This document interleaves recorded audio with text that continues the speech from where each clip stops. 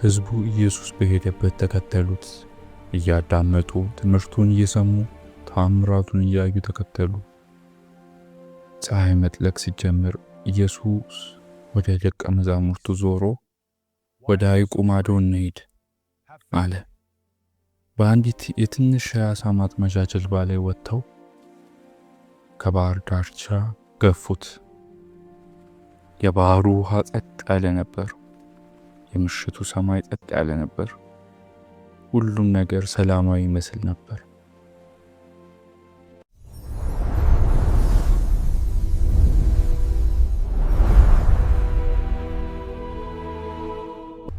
ነገር ግን ከሐይቁ ራቅ ብሎ ነፋሱ መነሳት ጀመረ።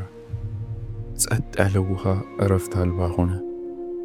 ጥቁር ደመናዎች በሰማይ ላይ ተንከባለሉ። በድንገት ሐይቁ ላይ ኃይለኛ አውሎ ነፋስ ተነሳ። ማዕበሉ ከትንሿ ጀልባ ጋር ተጋጩ። ውሃው በጀልባዋ ውስጥ ገባ። ደቀ መዛሙርቱ ጀልባውን መቆጣጠር አቃታቸው። እነዚህ ሰዎች ዓሣ አጥማጅ ነበሩ። ከዚህ በፊት አውሎ ነፋስ አጋጥሟቸው ነበር። ነገር ግን ይህ አውሎ ነፋስ የተለየ ነበር። ነፋሱም ተናወጠ፣ ማዕበሉም ወደ ላይ ወጣ። ከጀልባው ጀርባ ላይ ኢየሱስ ተኝቶ ነበር። ደቀ መዛሙርቱም ወደ እሱ ሮጡ። ደቀ መዛሙርቱም በድንጋጤ መምህር፣ ልንሰምጥ ነው አሉት። አውሎ ነፋሱ በዙሪያቸው ነፈሰ። ጀልባዋ ልትገለበጥ ተቃርባለች።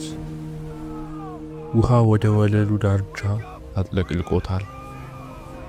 ፍርሃት የእያንዳንዱን ልብ ሞላው። ከዚያም ኢየሱስ ቆመ፣ የሚያናውጠውንም ነፋስ ተመለከተ።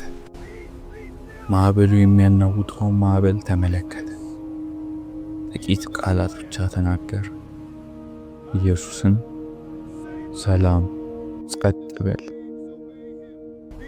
ወዲያውኑ ነፋሱ ቆመ፣ ማዕበሉም ጸጥ አለ። ሐይቁ ሙሉ በሙሉ ጸጥ አለ። ዝምታም ሌሊቱን ሞላው። ደቀ መዛሙርቱም በመገረም ተመለከቱ። ኢየሱስም ወደ እነርሱ ዞሮ ለምን ትፈራላችሁ? አሁንም እምነት የላችሁም ብሎ ጠየቀ። ደቀ መዛሙርቱም በፍርሃት እርስ በርስ ተያዩ።